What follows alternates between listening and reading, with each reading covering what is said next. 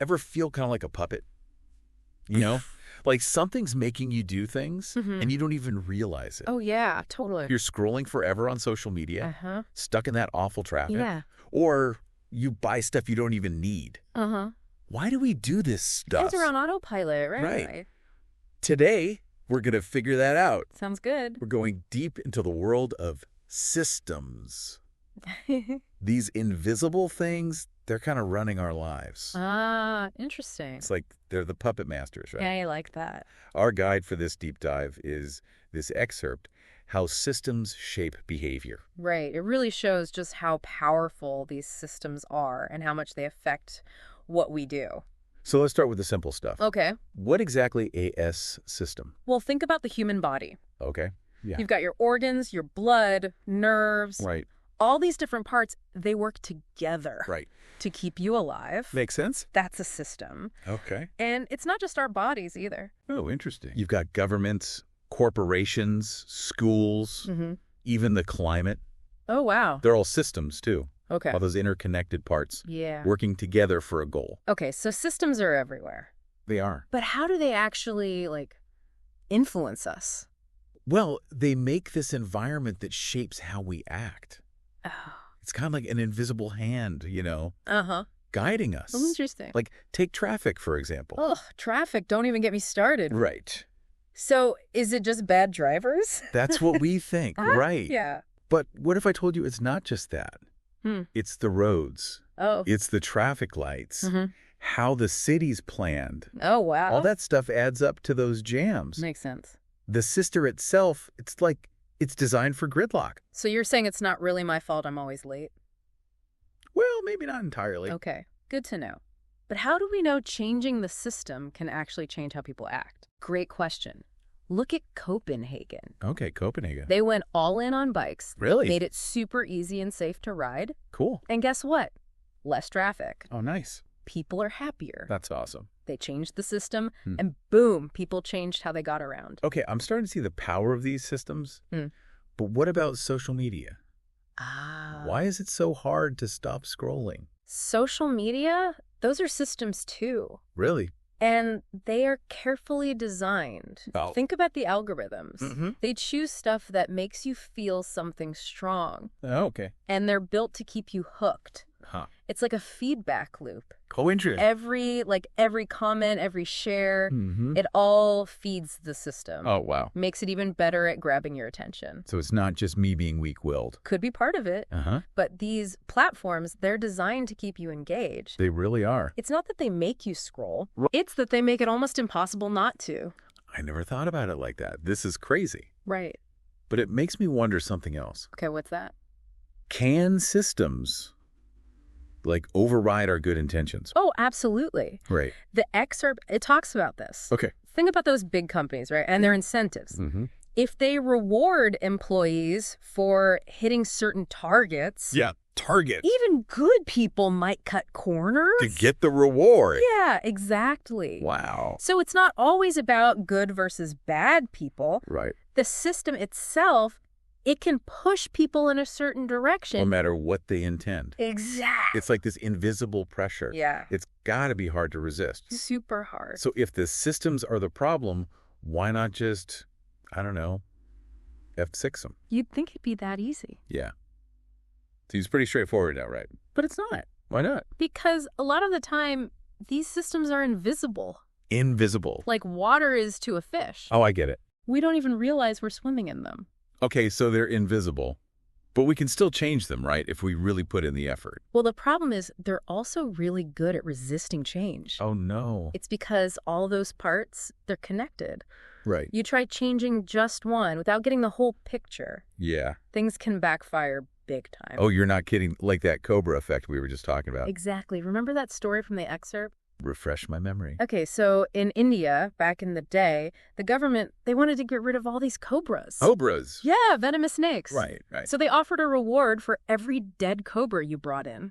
Makes sense. Sounds logical, right? You kill the cobras, problem solved. What could go wrong? Well, people started breeding cobras. Breeding them. Yeah, just to get that reward money. The government, they finally caught on, stopped the rewards. Okay. But then all these new cobras got released. Oh, no. Making the problem even worse. Exactly. They tried to fix the system, but they didn't really understand it, and they made things worse. Wow. So trying to fix a system without getting it can really backfire. We need a new way of thinking then, huh? We do, and it's called systems thinking. Systems thinking, huh? What's that all about? It's like seeing the bigger picture, understanding how all the parts of the system connect. Yeah. Not just focusing on one little piece. Right. Recognizing those invisible forces we were talking about. Learning to work with them. This fascinating stuff, but also a bit overwhelming. Where do we even begin with this whole systems thinking thing? Don't worry, we'll break it all down. Okay, good. The excerpt, it lays out 3 key steps to becoming a systems thinker. 3 steps, okay. Yeah, so why don't we dive into those next? Sounds good to me. Okay, so those 3 steps to becoming systems thinkers. Sounds pretty powerful, right? Being able to see those invisible strings kind of pulling everything together. It is powerful. It's like getting a whole new way to see things. Okay, cool. So what's the first step? First, you got to just be aware. The excerpt, it tells us to look for systems in our own lives.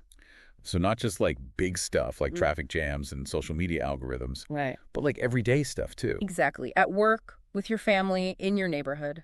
Okay. Even like figuring out what to eat for dinner, that can have a system. Oh, interesting. Ask yourself, like, why are things this way? Okay. What are the rules, even if nobody talks about them? What makes people do what they do?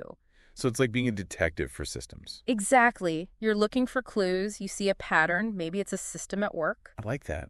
Okay, so you found a system. What's next? Try to map it out. Like make a blueprint of the whole thing so you can see how all the parts fit together. Yep. Picture the different pieces, how they connect, where the information goes, all of that. Okay. Draw it, make lists, whatever helps you get it. Systems can be pretty complicated though, right? That can be. So how do we know where to focus? That's where leverage points come in. Leverage points. Okay. Once you got your system map, you got to find those spots. Okay. Where even a tiny change can make a big difference. Like those bike lanes in Copenhagen? Exactly.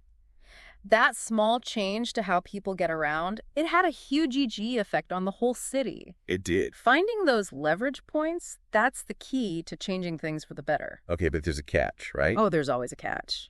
Those unintended consequences we talked about, like with the cobras. You got it. Systems are full of surprises. Okay, so we can't just find a leverage point and yank on it, right? Right. It's like throwing a rock in a pond. You can't predict every ripple. You really can't.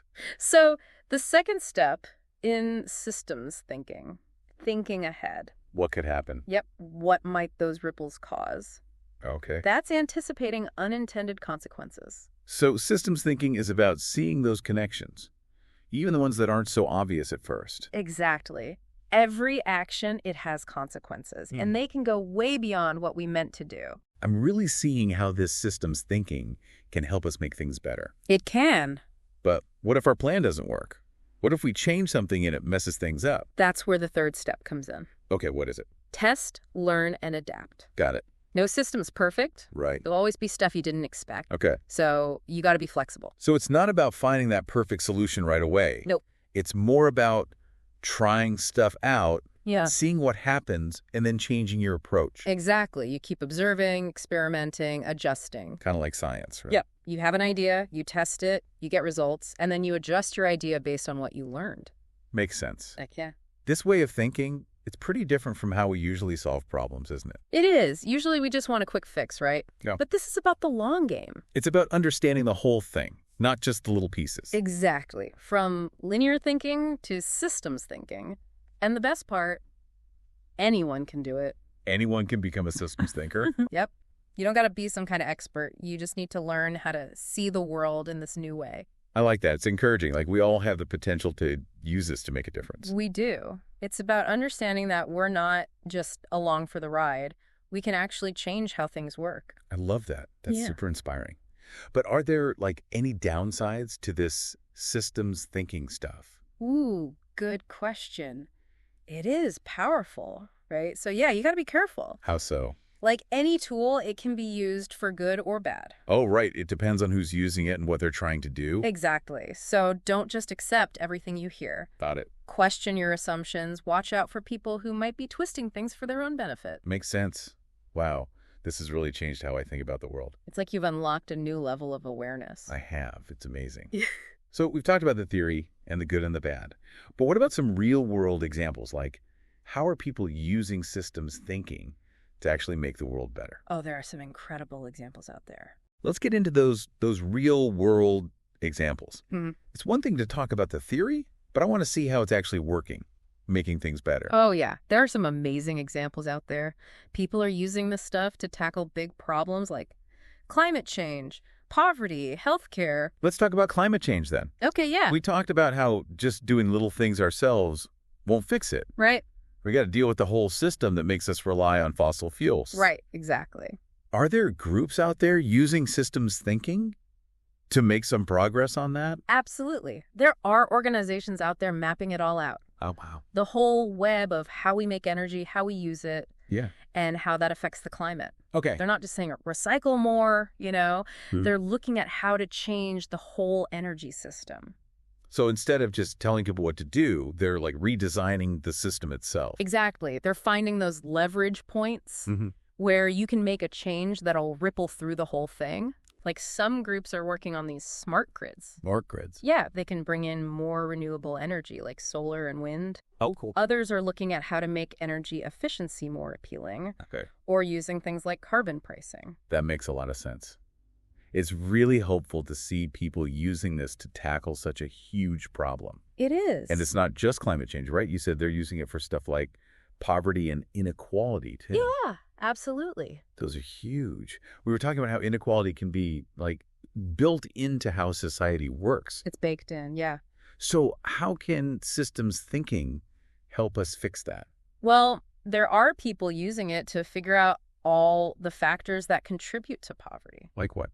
Things like not having good schools, no access to healthcare, not being able to get a decent job. Right. They're not just putting Band-Aids on the problem. They're trying to get at the root causes, change the system itself. So they're finding those leverage points again, right, to break the cycle of poverty. Exactly. What kind of things are they doing? Well, some are doing microfinance. Microfinance. Yeah, giving small loans to people in developing countries so they can start businesses. Oh, wow.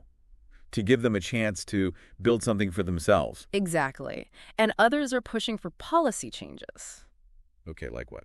like universal health care, Mm-hmm. affordable housing, Yeah. making taxes fairer so wealth is spread around better. That's amazing. It really shows how systems thinking can help people, give them the power to change their lives for the better. That's the goal. And it's not just these big worldwide issues, right? You mentioned education, healthcare, even planning cities. Yeah, all kinds of areas. Wow. So systems thinking is being used to make schools better, make healthcare more fair, even to build cities that are good for people and the planet. It's all connected. This whole deep dive has been incredible. It feels like we've just begun to understand this stuff. What's the main thing you want listeners to take away from all this? I want them to remember this. Systems are powerful, but they can be changed. We don't have to just accept things the way they are. It's not about feeling powerless. It's about understanding we can make a difference. Exactly. Just start paying attention. Notice the systems around you. Ask questions. Be critical.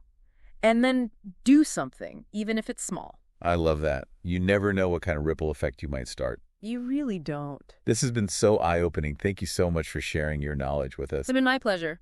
And to everyone listening, stay curious, stay engaged, and keep learning. The world needs more people who think in systems. Yeah, absolutely. Well, that wraps up our deep dive into systems thinking. We hope you've enjoyed it. I hope so too. And we hope you'll join us next time for another fascinating topic. Until then, keep those systems in mind.